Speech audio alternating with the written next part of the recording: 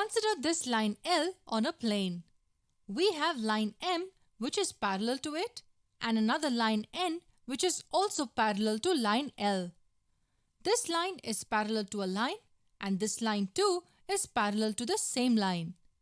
In such a case, all three lines are parallel to each other. Line M and line N will also be parallel to each other. So the corollary says that if two lines are parallel to the same line, then they are parallel to each other.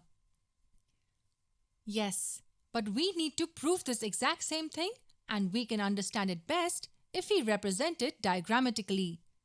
Let this be line A with A and B as points on it. Then we draw a line B which is parallel to line A and another line C which is parallel to line A. So let's make note of the things that are given to us. We have been told that line B is parallel to line A and line C is also parallel to line A. And we need to prove that line B will also be parallel to line C.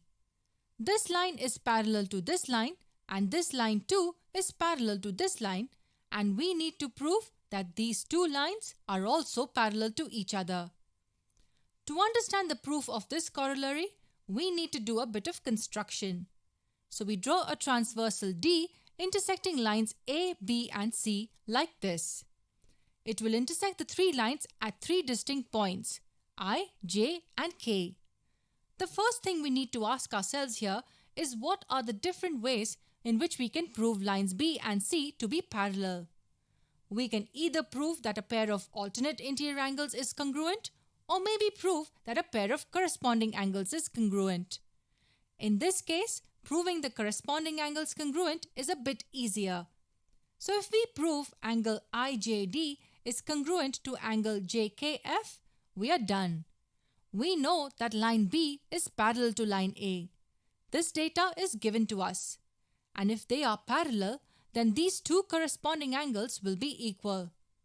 Angle GIB will be congruent to angle IJD because they are corresponding angles formed by the transversal D with lines A and B.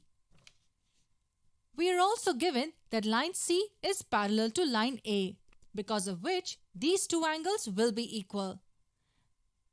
Angle GIB will be equal to angle JKF as they are corresponding angles formed by the same transversal, but this time with lines A and C.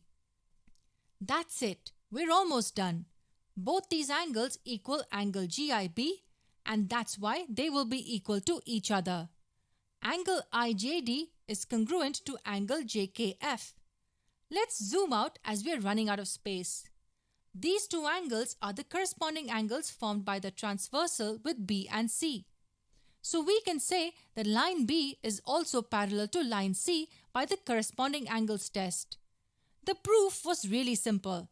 We proved this angle equal to this one and the same angle equal to this one. So we got these two angles congruent, and because they are corresponding angles, we can say that lines B and C are parallel. Remember, if two lines are parallel to one line, then they are also parallel to each other.